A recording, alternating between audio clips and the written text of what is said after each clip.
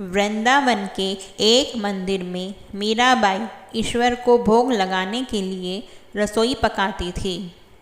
वो रसोई बनाते समय मधुर स्वर में भजन भी गाती थी।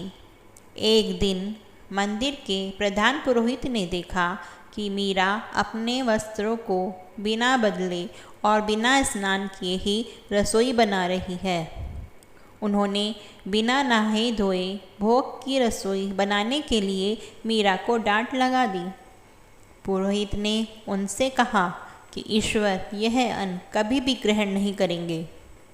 पुरोहित के आदेश अनुसार दूसरे दिन मीरा ने भोग बनाने से पहले न केवल स्नान किया बल्कि पूरी पवित्रता और खूब सतर्कता के साथ भोग भी बनाया।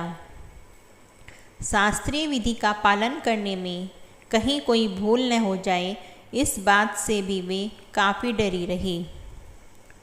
3 दिन बाद पुरोहित ने सपने में ईश्वर को देखा। ईश्वर ने उनसे कहा कि वे 3 दिन से भूखे हैं। पुरोहित ने सोचा कि जरूर मीरा से कुछ भूल हो गई होगी। उसने भोजन बनाने में न शास्त्रीय विधि का पालन किया होगा और न ही पवित्रता का ध्यान रखा होगा। ईश्वर बोले, इधर 3 दिनों से काफ़ी सतर्कता के साथ भोग तैयार कर रही है।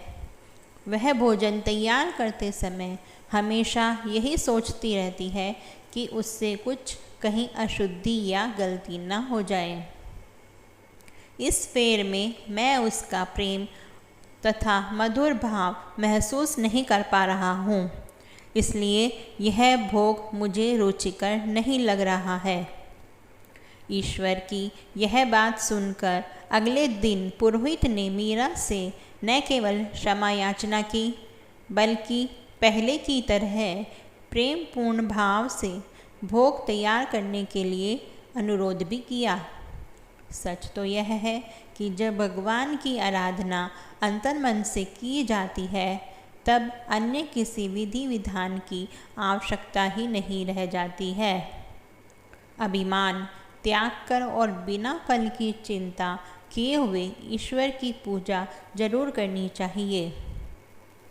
हालांकि उनकी प्रेम पूर्वक आराधना और सेवा ही सर्वोत्तम है।